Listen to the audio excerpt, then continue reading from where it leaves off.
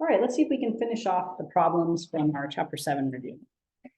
All right, so this one says graph the hyperbola, identify the foci, and write the equations for the asymptotes. So let's focus on the graphing part first. So we know that since the y squared is first, that this hyperbola is going to be opening up and down in the y direction, okay? And then we know that the center is going to be 0, 0, since there's nothing following the x and there's nothing following the y. All right, so center 0, 0.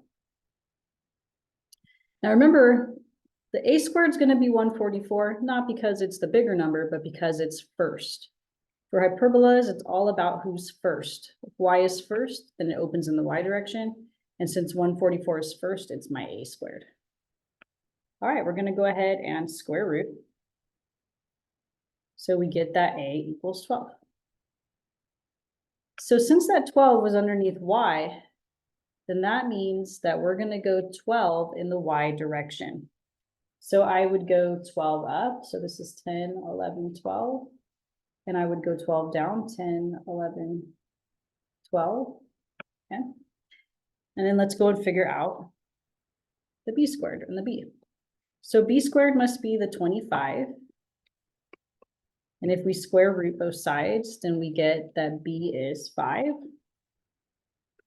And since that is underneath x, then we are going to do that in the x direction. So 5 to the right, 5 to the left. And let's go ahead and draw our box. Okay. So let's do it in red. There we go. And then we'll go down.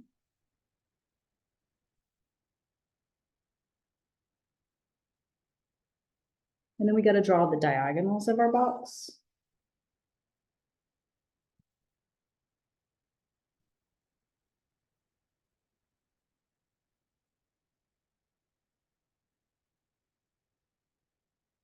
And then we know that we're opening it up and down because of y was first.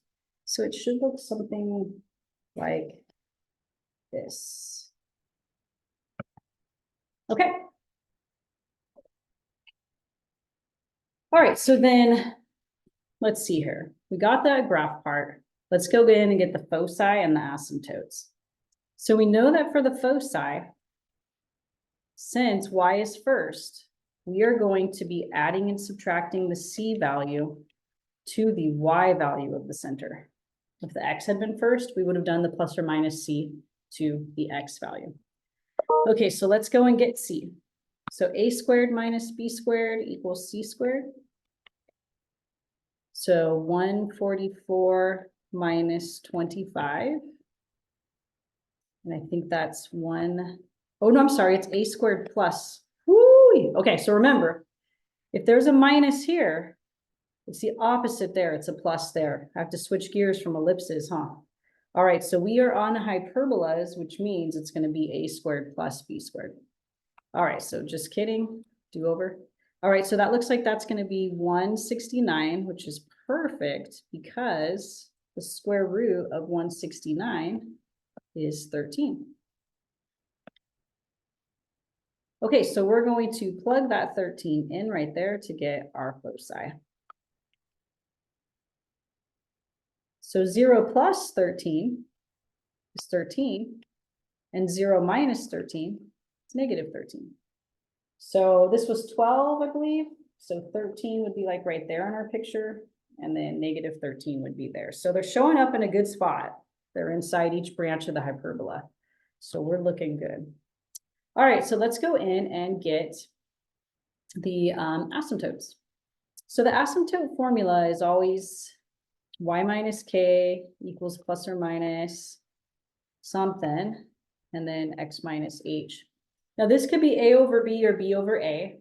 Since y is first, it's going to be a over b. If the x had been first, it would have been b over a. But I'm going to show you a way to where you don't even have to think about that. Okay. All right, so we know that the center is 0, 0. So there's not going to be an h and there's not going to be a k. So basically this boils down to y equals plus or minus a over bx. Okay. Now for the slope, which is what this is the slope. If you go way back to the beginning of the semester when we talked about slope, we had a formula, y2 minus y1, right? This one, m equals y2 minus y1 over x2 minus x1. So for slope, y is always on top of x. So that's what you want to think of as you go through and you use this formula. So whatever's underneath y, in this case, the 144, you're just going to square root it, which is 12, and you're going to put it on top because y has to go on top. And then whatever's underneath x, the 25, you're going to square root it, and that is going to go on bottom. This way you don't have to remember if it's a over b or b over a. We know y always is on top and x is on bottom when it comes to slope. So just basically look up here and square root and square root and just make sure you put the y1 on top. And that is the answer for the asymptotes. Also, you can check and see, we really did have 12 and 5 over here. And so that makes a heck of a lot of sense. And you can go over to your graph and see that the slope is up 12 over 5. That's another way to get it, is just from the graph if you're a visual person. And the y-intercept 0, which is y in our y equals mx plus b. There's no b there. All right, you guys, hopefully that helps you out with 11. Let's take a look at 12.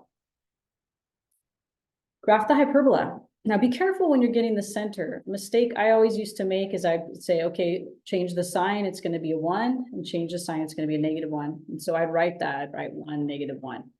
But remember, x has to go first. So I'm going to take this +1 and turn it into a -1. And this -1, I'm going to turn it into a +1. Just make sure you're putting the x first, because we know all points are x comma y. So I'm going to go to -1, 1, put a dot. Alrighty, so a squared is the first number, and b squared is the second number. And we are going to square root. So we get a equals 9 and b equals 7. Okay, so the 9, or the 81 in other words, this is under y. And this one is under x. So we're going to go 9 in the y direction. 1, 2, 3, 4, 5, 6, 7, 8, 9. 1, 2, 3, 4, 5, 6, 7, 8, 9. Boom. And then we're going to go 7. 1, 2, 3, 4, 5, 6, 7. 1, 2, 3, 4, 5, 6, 7. And we're going to just draw our box.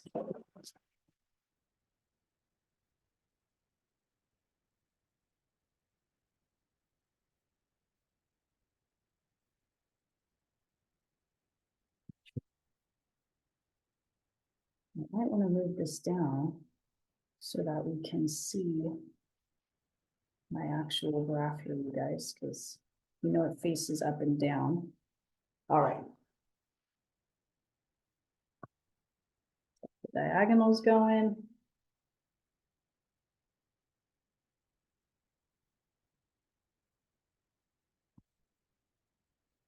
Holy moly. There we go. Okay, so we're going to make it face up and down since y was first. So that means it'll look something kind of like our last one, right? Something like this.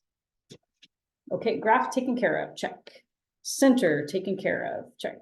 Now we just got to get the vertices. So because the y was first, the vertices are in up and down, right? In the y direction. I totally missed. I'll pretend that I hit that dot, you guys. Okay. All right. So we're going to, since y is first, we're going to add and subtract to the y value of the center. So we've got -1, 1 plus or minus a. Remember, for the vertices, it's always a. And our a is 9. So we are going to substitute that 9 in. We're actually going to do the math. Okay, so 1 plus 9, well, that's going to get us 10. And then 1 minus 9, well, that's going to get us -8. Hopefully they lie where they are in the picture. Let's check it out, you guys. So from the origin, -1 up 10, yes. So that's the -1, 10. And from the origin, -1 down 8. Oh my gosh, this looks great. So you can get them from the picture, although sometimes we don't graph it and they just ask for the vertices, which is why I did it this way. But man, if you got a picture, just go get it that way instead of having to do all this stuff. All right, you guys, I think we got everything they were looking for on number 12. Write the equation of the hyperbola in standard form. Identify the center and vertices. Okay, so we're going to group together all of our y's in this case. I'm doing the y's first because they were written first. And then I'm going to group together all of my, x's, which it's a -16 x squared and a -32x. And don't forget that the constant always goes to the other side. So we've got a -20 on the other side. Okay, so I'm going to factor out the leading coefficient just from the y's. And I'm going to factor out the -16 from the x's. So that's going to sign change that 32. And you'll notice I'm leaving some space because we are about to complete the square. So the first time that we complete the square, we're going to do it with the 10. So we have half of 10 squared. So 5 squared, which is 25. So I'm going to put a 25 here, but remember 4 times 25 is actually 100. So it's going to be a plus 100 over here. And then we're going to do the same thing with the 2. So we got to do it all over again, rinse and repeat. So half of b squared, well, half of 2 is just 1, and 1 squared is 1. So if I put a plus 1 there, but when I multiply, it's really a -16. So I have to put a -16 here. Okay, so then that's going to give us 4x something squared, or sorry, y, something x there, huh? And then -16x something squared. And then if we do the math over here, we get 64. Now remember, to figure out what's going to go in the blanks, you're basically just using the number right before you squared it, right? So there's going to be a +5 here. And then for the other one, right before we squared it, it was a 1. Okay, and then our last step, we know that we have to have an equals 1. So I'm going to divide by 60. Oops, let me make that a different color, you guys. I'm going to divide by 64 to everybody.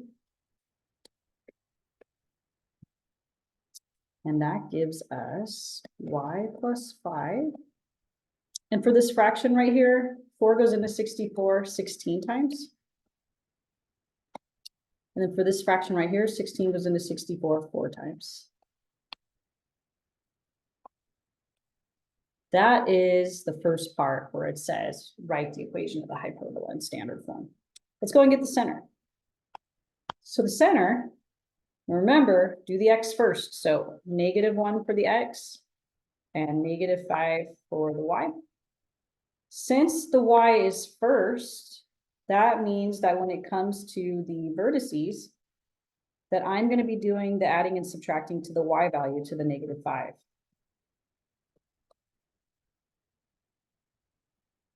And it's a for the vertices. All right, so a squared is the first number. So a squared is 16. If we square root it, then we have that a equals 4.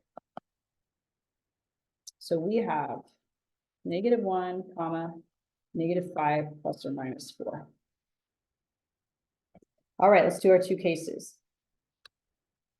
So we have -5 plus 4. It's a 4. And then we have -5 minus 4. -1, -1. -1, -9. Bam. All right, so oops, let me box this too. All right, so this is tough, this beginning part, so definitely practice this over and over and make sure you've got this down, because there's a lot of spots to make mistakes along the way. And if this is wrong, well, then all the rest of it's wrong. So you really want to focus on that first part. All right, number 14. Cool. A chance to practice it again, right? Okay, so this time we're going to group together the x's because they're first. And then we'll group together the y's. And we'll shoot that 100 over to the other side. So the leading coefficient for the x's is 6. So if we factor out a 6, we get 10x. And then we're going to factor out a -5 from the y's. Don't forget, factoring out a negative changes the sign, and 5 goes into 20 4 times. Okay, let's complete the square twice. So let's start off with the 10. So half of b squared. So we got to take half of 10 and square it. So in other words, 5 squared, which gives us 25. So we put a 25 in here, but 6 times 25 is actually 150. So there's going to be a plus 150 here. We're going to do it all over again, but this time for the 4. So we got to take half of 4 and square it. Half of 4 is 2, and 2 squared is 4. But -5 times 4 is -20. So there will be a -20 over there. Okay. We know it's going to be x something squared, y something squared. And then it looks like we are going to get 30. All right. So let's go ahead and substitute in the +5. And then we'll substitute in, oops, wrong color, meant to pick blue. And we'll substitute in the +2. And then don't forget to get that equals 1. So we're going to divide by 30. 6 goes into 30 5 times. So there's a 5 in the denominator. 5 goes into 30 6 times. So there's a 6 in the denominator. We have our equation for our hyperbola. So it says identify the center. So for the center, change the sign on the x, change the sign on the y. And because x is first, when we do the foci, all the action is going to be happening to the x value. That's what we're going to add and subtract the c from. All right, so let's go and get the c, you guys. So a squared plus, I remembered this time, b squared equals c squared. All right, a squared is the first number, so 5. And then b squared is the second number, so 6. 5 plus 6 is 11. Square root both sides, and you get that c equals √11. So we're going to put that √11 in right there, and we will have our answers.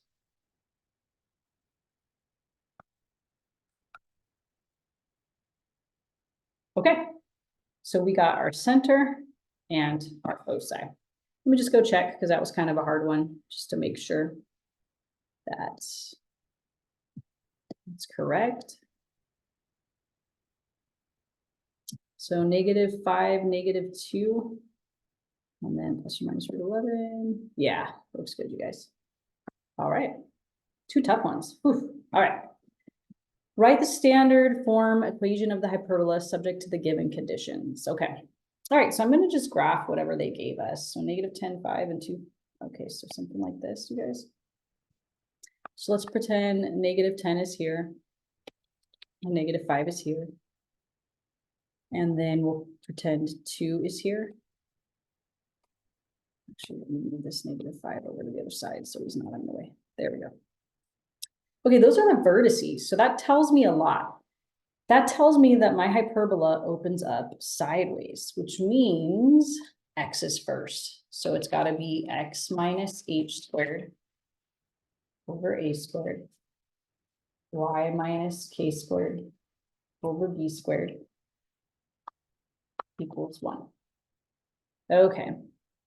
Now, we should be able to find the center from that. So the center, I mean, we can tell it's something -5, right? And it's like right about here-ish. But we have to find the middle of -10 and 2. So remember, to find the middle of something means find the average. So we're going to add them up and divide by 2. So -10 plus 2 is -8. If you divide that by 2, you get -4. And you can always check. 4 is 6 away from 10. And -4 is 6 away from +2. So that's perfect. It's 6 in both directions. So it really is the middle. So what we've just found is that the center of our hyperbola is at -4, -5.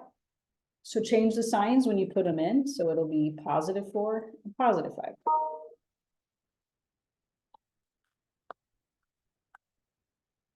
Okay, another thing we know is we know A. Remember, A is the distance from the center to either vertex. And we already found out that that is 6 away, right? 4 to get to 0 plus 2 more, that's where our 6 is coming from. So A squared, 6 times 6 is 36, and that should go right here. Now we're gonna go ahead and we're gonna get the B from the slope. So since X is first, the slope, the formula for like the asymptotes, the whole y minus k equals plus or minus blah, blah, blah, x minus h, okay? Well, it would have to be b over a because x is first here, okay? And so that means that this is b over a up here. Now, you can't just go ahead and say b equals 1 and a equals 2, because it could have been some fraction that reduced to a half. And in fact, that's the case here, right? Let me get rid of the plus or minuses, you guys, and let me do the math over here off to the side, okay? What we know is we got 1/2 equals b over a, but don't forget, we know a was 6. So some of you might be able to tell that b is 3, because what is 3/6 reduced to? It reduces to a half. But if you can't tell, this would be where you would cross multiply. You'd say 2 times b, 2b, equals 1 times 6, so 6. And then divide by 2 to both sides, and you get your 3 that way. So square it, and you get 3 times 3, which is 9. And that's your formula, or your standard form for the equation of this particular ellipse. Okay, all right.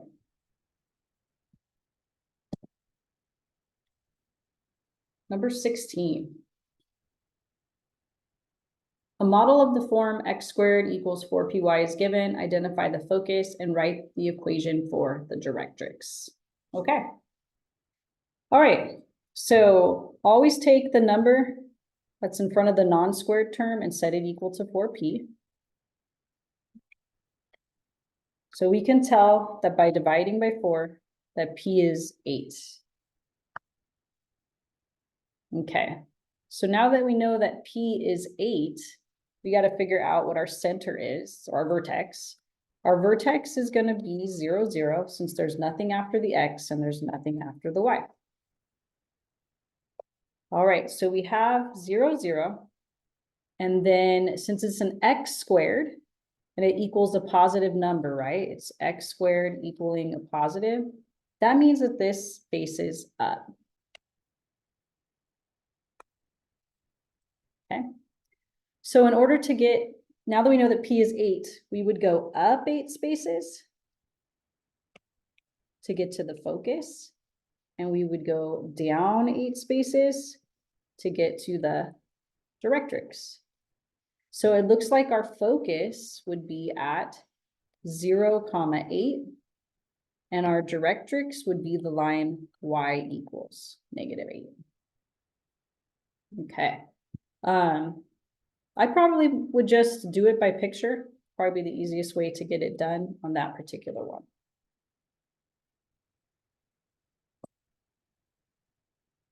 All right, this one's very similar to the last one, but there's that 2 we got to get rid of. You always want to isolate the squared term. So now that we've isolated the squared term, we're going to set whatever's in front of the non-squared term equal to 4p. So divide by 4 to both sides, and you get that p equals 3/4 or 0.75, whatever. Okay. All right. So we can tell again from here that the center is, or the vertex is 0, 0. And again, it's an x squared equaling a positive number. So that means it's an upwards facing parabola. Okay, so we are going to go 0.75 or 3/4 up. So we might be like right here. That's where our focus would be. Let me try to make it a little bit. Let me make it in red, just so we can see it.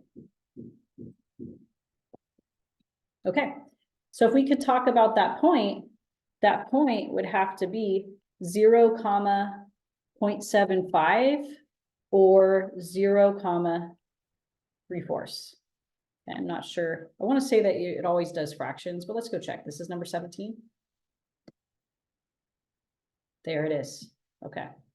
So they used fractions for it, you guys. All right. Number 18.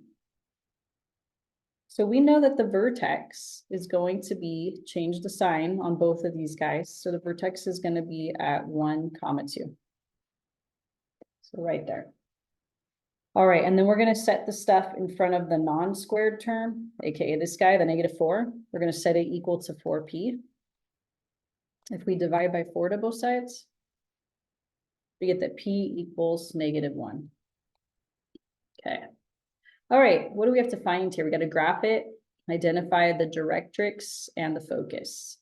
Okay, well, it's x squared equaling a negative this time.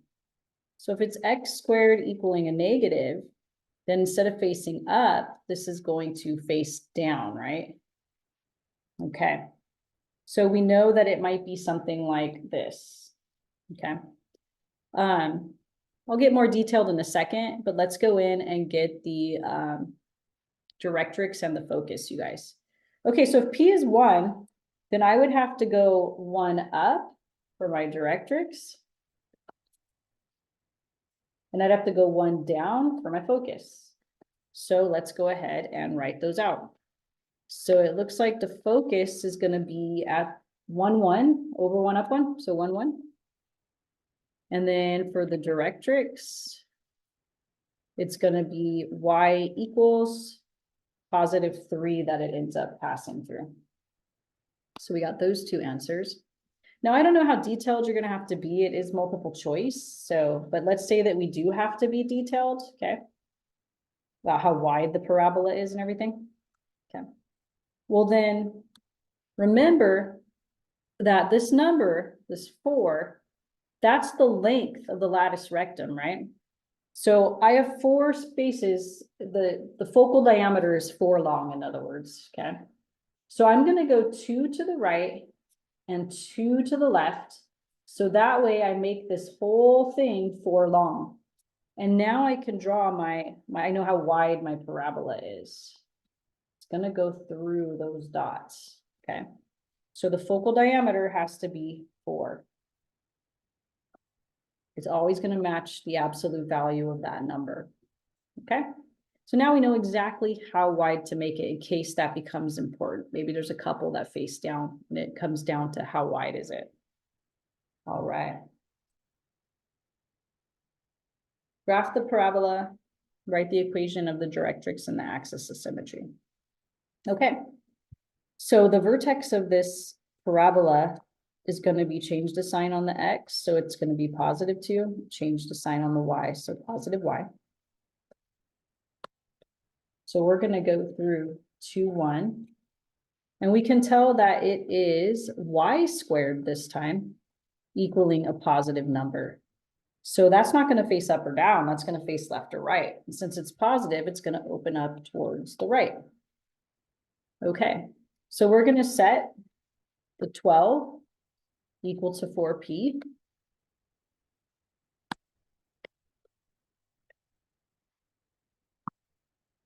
So p equals 3.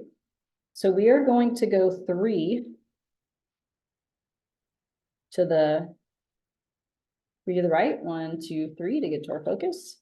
And then we will go 3 to the left to get to our directrix. So 1, 2, 3. So it looks like the directrix is going to be x equals -1.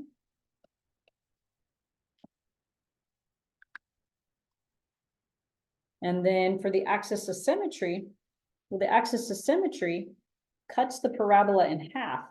So that would be the line going like this. And that line crosses where y equals 1. So for the axis of symmetry, it's going to be y equals +1. Now, let's get real about how wide this guy is. Oops, undo that. So I can grab that. There we go. Grab that. There we go. Okay, so remember the number in front, 12. That's how long your focal diameter is, right? So I would have to go 6 spaces up. So 1, 2, 3, 4, 5, 6, and I'd have to put a dot. And I have to go 6 spaces down. So 1, 2, 3, 4, 5, 6, and put a dot there. So that way this whole thing is, oops, is 12 long, right? Kind of off on my dot there. This whole thing has to be 12 long. Well, since we did 6 and we did 6, we made it 12 long, okay? All right, and then we'll just draw the hyperbola or the parabola through that. There we go. Okay, so I think that answers everything on that one. But let's go check it. This one was, yes, y equals 1 for the axis of symmetry, x equals -1 for the directrix, and we have our sideways facing parabola. Looks good, you guys. All right, number 20.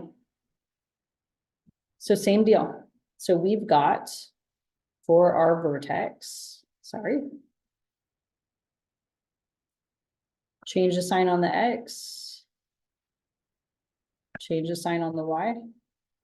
Okay. So -2, 2. Right there. And then we're going to set whatever's in front of the non-squared term equal to 4p.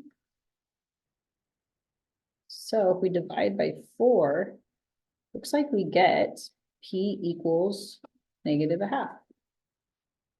We can also see that this is y squared equaling a negative. That means that it's going to face towards the left. Y squareds are always either right or left. So we know we're opening up towards the left, okay? Now we're going to go a half each way. So let me get like another, there we go.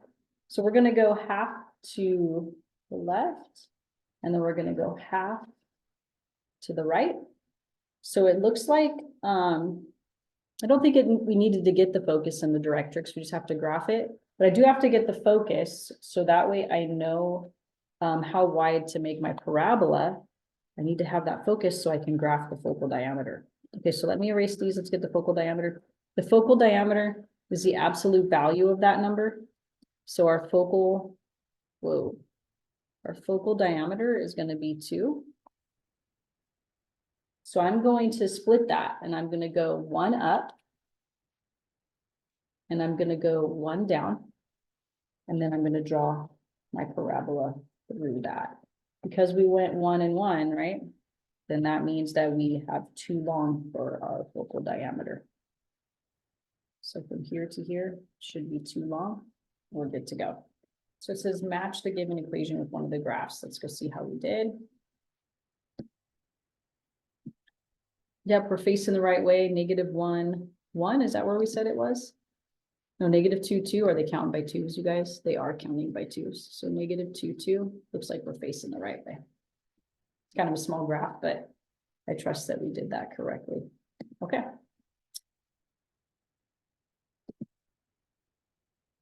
Find an equation of a parabola satisfying the given conditions. I'm going to graph it. So the focus is at 2, 0. Down. Let me put my focus in there. And the directrix is at x equals -2.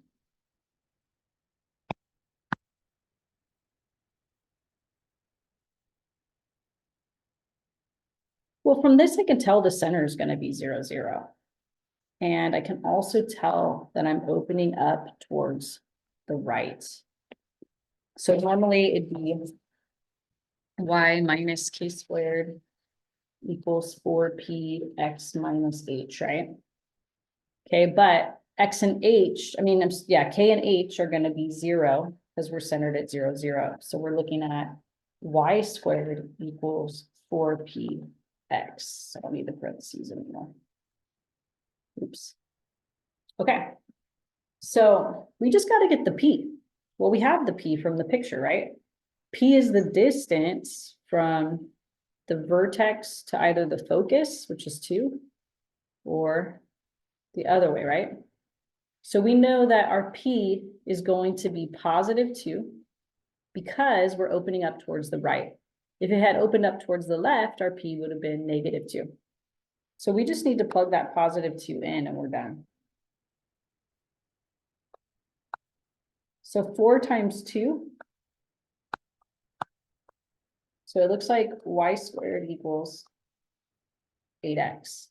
So as long as you know which way it faces and you can find your P, this is going to be a very easy problem for you. Oh, they looks like they solved for the x in this one. That's kind of strange. Did they say that in the directions? They did not, but we could easily solve for the x if we wanted to, right? So if we divided through by 8 to everything, then we have x equals 1/8 y squared, which should be the same thing. It's interesting that they did that though, because on all the other ones, oops, sorry you guys, on all the other ones, it's the squared term that's by itself, right? Where, well, you can see them right here, right? So it's the squared term that's isolated. So it's kind of bizarre that they decided to not isolate the squared term, but hopefully you will be able to spot that. Oh, if that's not there on the answer key, that you just divide by 8 to both sides and then you have it. Okay. Let's try the next one. Find the focus and the directrix of the parabola. All right, so let's see here. We know that the vertex is at 0, 0, since there's nothing after the y and there's nothing after the x. So 0, 0. Since it's y squared equaling a positive, it's going to open up towards the right. So something like this. Okay, so then it says find the focus and the directrix. All right, well, let's get our P. So we're going to set whatever's in front of the non-squared term equal to 4p. So if we divide by 4 to both sides, we get that p equals 4. So I'm going to go 1, 2, 3, 4 spaces to get to my focus, and then 1, 2, 3, 4 spaces to get to my directrix. So it looks like my focus is going to be at 4, 0, you guys. And then for my directrix, it's going to be x equals, since it crosses the x-axis, at -4. All right, 4, 0, and x equals -4. Let's see if that's the last answer. We are looking good. All right, you guys, hopefully this helps. You do well on that chapter 7 test. If you have any questions or want some more examples to work on, just let me know. All right, thanks for joining me.